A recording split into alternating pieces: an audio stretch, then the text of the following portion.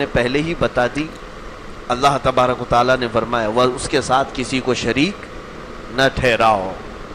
اللہ تبارک و تعالیٰ کے ساتھ شریک نہ ٹھہرانے کا کیا مفہوم ہے، کیا مطلب ہے، اس کی تفسیر گزر چکی کہ عبادت میں بھی کسی اور کی نیت بھی نہ آئے، حتیٰ کہ ہم رسول پاک صلی اللہ علیہ وسلم کی بھی عبادت نہیں کرتے۔ یہ توجہ سے سن کے چلیں۔ اور یہاں پر میں نے بہت سارے اعتراضات کو بھی دفع کیا تھا کہ چلیے سب سے پہلے پوائنٹ کو ہم لیتے ہیں۔ شیخ نے کہا کہ اللہ کے ساتھ شریک ٹھہرانے کا کیا مطلب ہے کہ عبادت میں بھی کسی اور کی نیت بھی نہ آئے، حتیٰ کہ رسول اللہ صلی اللہ علیہ وسلم کی بھی ہم عبادت نہیں کرتے ہیں۔ شرک کا یہ مطلب انہوں نے سمجھانے کی کوشش کی ہے، جبکہ یہ بات سراسر غلط ہے۔ کیونکہ دیکھیے شرک صرف عبادت میں نہیں ہوتا ہے۔ میں کل کی ویڈیو، غالباً اس سے پہلے کی ویڈیو ہے جو میں نے اپلوڈ کیا تھا، اور اس ویڈیو کے اندر میں نے یہ اچھی طریقے سے وضاحت کی تھی کہ شرک کن کن چیزوں میں ہوتا ہے۔ سرسری طور پر میں آپ کے سامنے کچھ وضاحت کر دیتا ہوں کہ عبادت میں بھی شرک ہوتا ہے، دعا میں بھی شرک ہوتا ہے، ایک ہوتا ہے شرک فی المحبہ، ربوبیت اور صفات میں بھی شرک ہوتا ہے۔ عبادت میں شرک یہ ہے کہ آپ اللہ کو چھوڑ کر کے کسی اور کی عبادت کریں، چاہے وہ کوئی پیر ہو، بزرگ ہو، بتوں کی عبادت ہو، قبروں کی عبادت ہو، یا کسی ولی کی عبادت ہو۔ شرک فی الدعا بھی ہے کہ اللہ کو چھوڑ کر کے کسی اور کو پکارنا، مدد کے لیے پکارنا ہے نا، ما فوق الفطرت، ٹھیک ہے۔ اور اس میں وضاحت بھی ہے کہ تحت الفطرہ، یعنی اگر طاقت کے اندر کسی کی کوئی چیزیں آپ اس سے مانگ رہے ہو تو یہ چیز شرک نہیں ہوتی ہے۔ پھر اسی طریقے سے میں نے کہا تھا کہ شرک فی المحبہ ہوتا ہے کہ محبت میں شرک، کہ جیسے محبت اللہ سے ہونی چاہیے وہ محبت آپ غیر اللہ سے کرو، شرک ہو جاتا ہے۔ اسی طریقے سے صفات میں بھی شرک ہوتا ہے کہ اللہ تعالیٰ کے ساتھ جو صفات خاص ہیں ہم اس میں کسی اور کو شریک ٹھہرائیں، کہ جیسے اللہ تعالیٰ عالم الغیب ہے، ہم کسی اور کو عالم الغیب کہیں، اللہ تعالیٰ غفار ہے، ہم کسی اور کو غفار مانیں، ہے نا، اللہ تعالیٰ رزاق ہے، کسی اور کو ہم رزاق مانیں، تو یہ شرک ہوتا ہے، شرک فی الصفات ہے۔ اس چیز کو سمجھیں۔ سلمان اظہری صاحب نے جو بات کہی ہے ان کی یہ بات سراسر غلط ہے۔ دیکھیے اللہ تبارک و تعالیٰ کے اسماء و صفات میں بھی اگر کوئی شرک کرتا ہے تو شرک ہوتا ہے، صرف عبادت میں کسی کو شریک ٹھہرانا شرک نہیں ہے۔ چلیے آگے ویڈیو کو کنٹینیو کرتے ہیں۔ کچھ لوگ ہم پر اعتراض کرتے ہیں کہ قبروں کے سامنے سجدہ کرتے ہو آپ، جو سجدہ کرتا ہے میں اس کو سنی نہیں سمجھتا، اہل سنت و جماعت میں سے نہیں ہے۔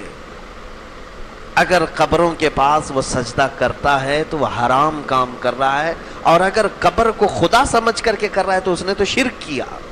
یہ میں کھل کر کے کہہ رہا ہوں، ہم کبھی کسی قبر کے سامنے سجدہ کرنے کی اجازت تو دور کی بات ہے۔ اعلیٰ حضرت فاضل بریلوی رضی اللہ تعالیٰ عنہ نے تو لکھا ہے بزرگوں کے مزارات سے 8 قدم دور کھڑے رہو، اتنی دور رہو جتنا ان کی زندگی میں تم ادب کرتے تھے، تمہارے ہاتھ اس لائق نہیں کہ ان کے ہاتھ چھو سکو، تم تو گناہوں میں آلودہ آئے ہو۔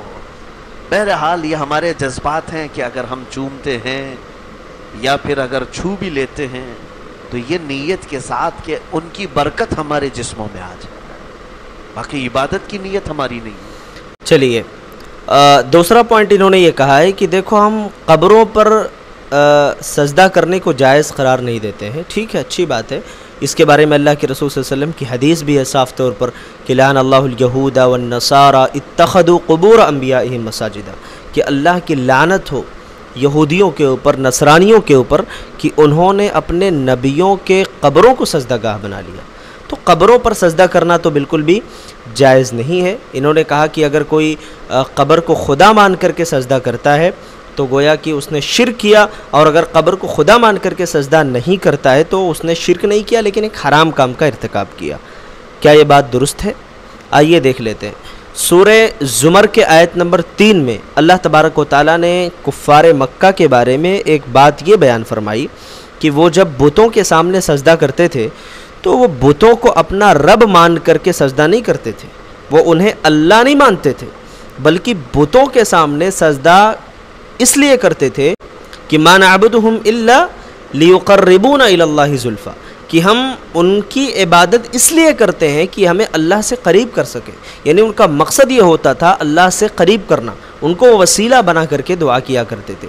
لہٰذا چاہے وہ قبر کے سامنے ادب و احترام سے کھڑا ہوتا ہے، جیسے اللہ کے سامنے ہم احترام سے کھڑے ہوتے ہیں، جیسے اللہ کے سامنے ہم ہاتھ اٹھا کر کے دعا کرتے ہیں، ایسے اگر کوئی قبر کے سامنے ہاتھ اٹھا کر کے اور پھر اس کے سامنے عاجزی کرتے ہوئے دعا کرتا ہے، یہ مانتے ہوئے کہ وہ ہماری مشکلوں کو آسان کر سکتے ہیں، وہ ہماری حاجتیں پوری کر سکتے ہیں، تو یہ شرک ہے، سراسر شرک ہے۔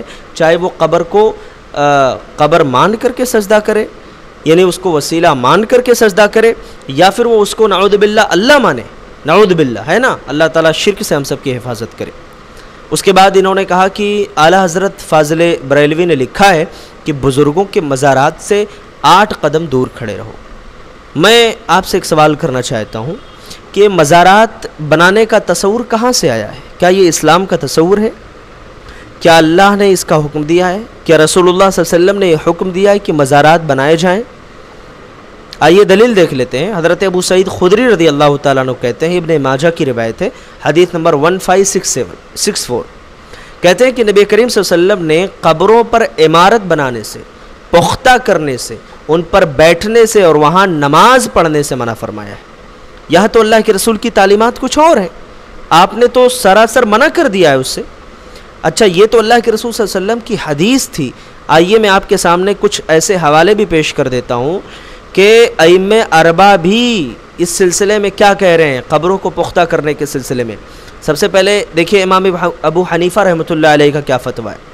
انہوں نے لکھا ہے کہ ہم اس چیز کو درست نہیں سمجھتے ہیں کہ قبر پر اس کی اپنی مٹی سے زیادہ مٹی ڈالی جائے، اور ہم اسے بھی مکروہ یعنی حرام سمجھتے ہیں اسے پختہ کیا جائے، یا اس کے قریب مسجد بنائی جائے، یا نشان بنایا جائے، یا اس پر لکھا جائے۔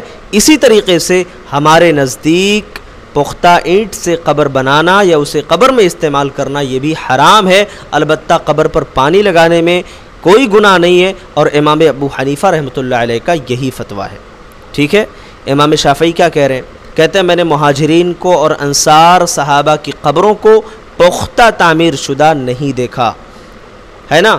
اسی طریقے سے انہوں نے لکھا کہ اللہ کے رسول صلی اللہ علیہ وسلم نے قبروں پر عمارت کی تعمیر اور اسے پختہ کرنے سے منع کیا ہے۔ آگے لکھتے ہیں کہ اور میں نے ان حکمرانوں کو دیکھا ہے جو مکے میں قبروں پر بنائی جانے والی عمارتیں تھیں وہ گرا دیتے تھے، جبکہ فقہا ان پر عیب نہیں لگاتے تھے۔ قبروں کے طواف کے بارے میں ان کے آخری اس کلپ کو سن لیتے ہیں، انہوں نے کیا کہا ہے۔ ایک کسی صاحب نے سوال کیا کہ کچھ لوگ طواف کرتے ہیں، قبروں کا طواف کرتے ہیں، تو کیا یہ شرک نہیں کر رہے ہیں؟ میرے عزیز، شرک کی ڈیفینیشن سمجھو پہلے۔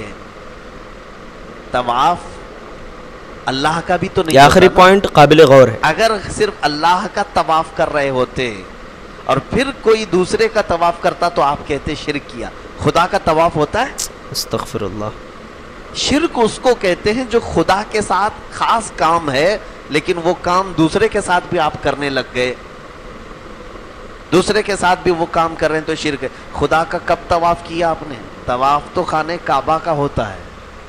ہاں البتہ جن لوگوں نے قبروں کا طواف کیا اگر وہ اس طرح کا نیا کام شروع کر رہے ہیں تو وہ بدعت انہوں نے کیا ہے، حرام ضرور ہے، شرک نہیں، حرام ہے۔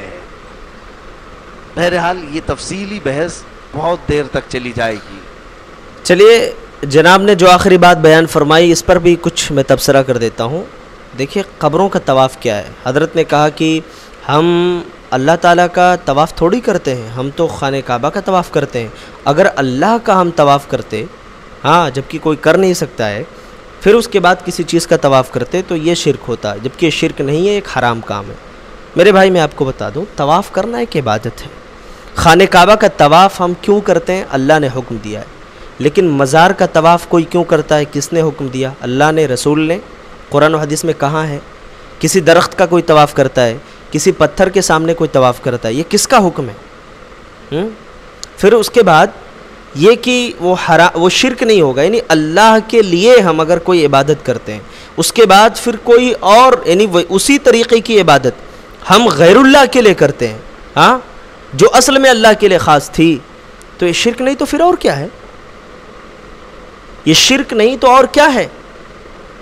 حضرت عمر ابن خطاب رضی اللہ تعالیٰ عنہ کا وہ جملہ یاد نہیں کہ جب انہوں نے حجر اسود کو بوسہ دیا تو کیا کہا تھا کہ اے پتھر ہمیں معلوم ہے کہ تو صرف ایک پتھر ہی ہے، ہم تجھے نفع نقصان کا مالک نہیں سمجھتے، لیکن ہم محض تجھے اسی لیے چومتے ہیں کیونکہ ہمارے رسول نے چوما ہے۔ حجر اسود کو ہم کیوں چومتے ہیں؟ اللہ اس کے رسول کا حکم ہے۔ اور اگر حضرت کی یہ بات مان لی جائے جو انہوں نے کہا ہے کہ وہ شرک نہیں ہوگا، وہ حرام ہوگا، تو پھر اس کا مطلب کہ جو نان مسلم وہ جو اپنی مورتیوں کی پوجا کرتے ہیں، اس کا جو طواف کرتے ہیں، پھر وہ شرک نہیں کر رہے ہیں۔ اللہ تعالیٰ شرک سے ہم سب کی حفاظت فرمائے۔